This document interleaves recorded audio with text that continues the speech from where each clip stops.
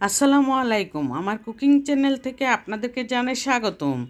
আজকে আমি আমার একটি পাউরুটির রেসিপি নিয়ে চলে এসেছি আপনাদের সামনে। আর এই রেসিপিটা আপনাদের সামনে তুলে ধরবো এ টু জেড, কারণ এই পাউরুটি নিজের হাতে বানানো পাউরুটির স্বাদই আলাদা।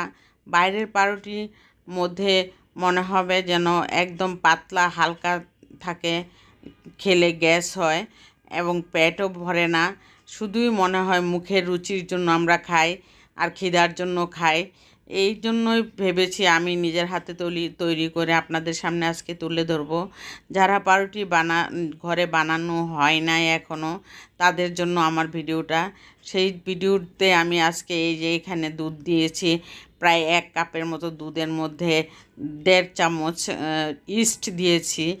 ইস্ট দিয়ে তারপরে 2 চামচ চিনি দিয়েছি। চিনির পরিমাণটা একটু বেশি দিয়েছি, কারণ পাউরুটিটা একটু মিষ্টি মিষ্টি ভাব হলে খেতে অনেক টেস্ট হয়। তারপরে এখানে ময়দা দিব আমি। অ্যাক্টিভ হয়েছে।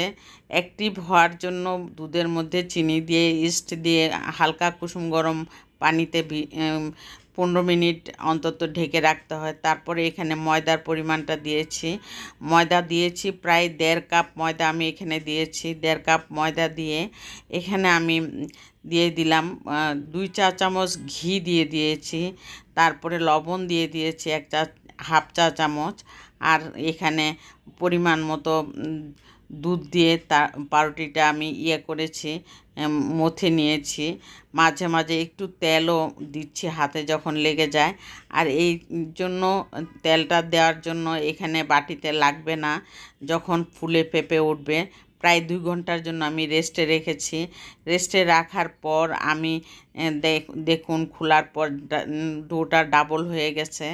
এই ডোটা দিয়ে পাউরুটি বানালে এত সফট, এত সুন্দর পাউরুটি হয়েছে। আমি প্রায়ই বানাতে পারি, কিন্তু অনেক সময় আলসেমি লাগে। আমার ঘরে পাউরুটি অনেক বেশি খাওয়া হয়, আমার হাজব্যান্ড অনেক বেশি পছন্দ করে। 1 দিন 2 দিন আটার রুটি ময়দার রুটি খাওয়ার পর কিন্তু পাউরুটি খেতে চায়।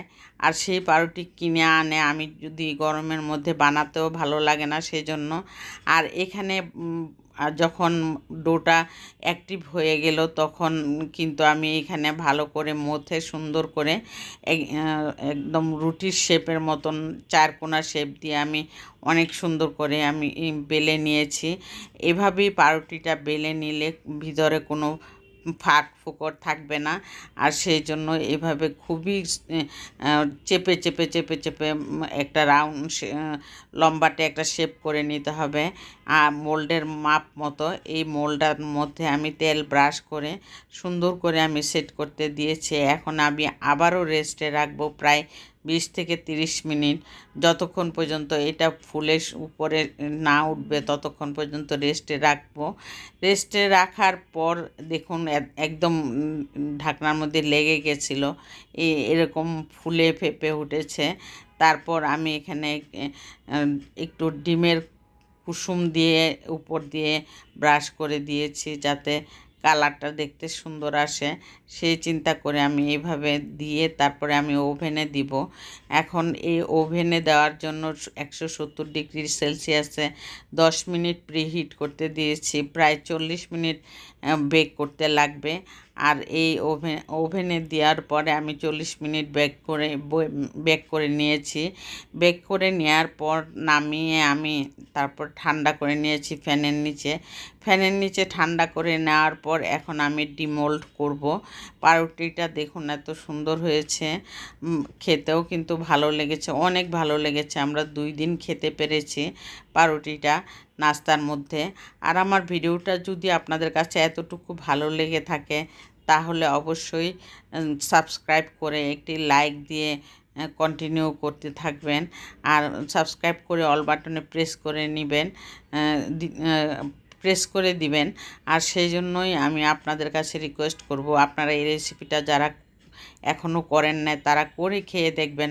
অবশ্যই চুলায়ও হবে, ওভেনে যেমন 40 মিনিট লেগেছে, চুলায়ও 40 মিনিট রেখে আপনারা প্রিহিট করে নেবেন 10 মিনিট, তারপরেই হয়ে যাবে ইনশাআল্লাহ।